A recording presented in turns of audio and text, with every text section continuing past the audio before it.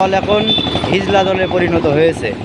কারণ বিএনপিতে এখন আওয়ামী লীগের ফ্যাসিস্ট কর্মীরাই এখন বিএনপির দলে গুরুত্বপূর্ণ বড় বড় পদে। তো গতকালকে দেখলাম যে ঝিনাইদহ জেলা ছাত্রদলের সভাপতি একজন একটা ভিডিও পোস্ট করেছে, সাইদুল করিম মিন্টুর ভিডিও, যে বিএনপি নেতাকর্মীদের অনেক সেটা ভেঙেছে সাইদুল করিম মিন্টু।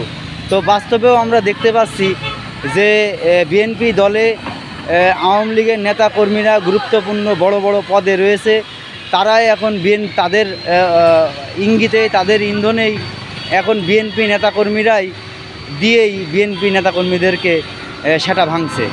তো এই বিএনপির নেতাদের দিয়ে ফ্যাসিস্টরা, আওয়ামী লীগের নেতাকর্মীরা বিএনপির নেতাকর্মীদের দিয়ে সেটা ভেঙে বেড়াচ্ছে। তা আপনারা বিএনপি করেন, বিএনপি দল ক্ষমতায়, আপনারা তো সেটা ভাঙতে পারেন না। সারা জীবনই আপনারা বিএনপি করে সেটা ভাঙা খেয়ে এলেন, এখনও সেটা ভাঙা খাচ্ছেন। আবার বিএনপি নেতাকর্মীরাই হচ্ছে আওয়ামী লীগের নেতাকর্মীদের সেটা দিয়ে সেটা ভাঙছে। তো এই বিএনপি নেতাকর্মী এবং বিএনপি দল এখন হিজলা দলে পরিণত হয়েছে, এটাই আমরা দেখতে পাচ্ছি।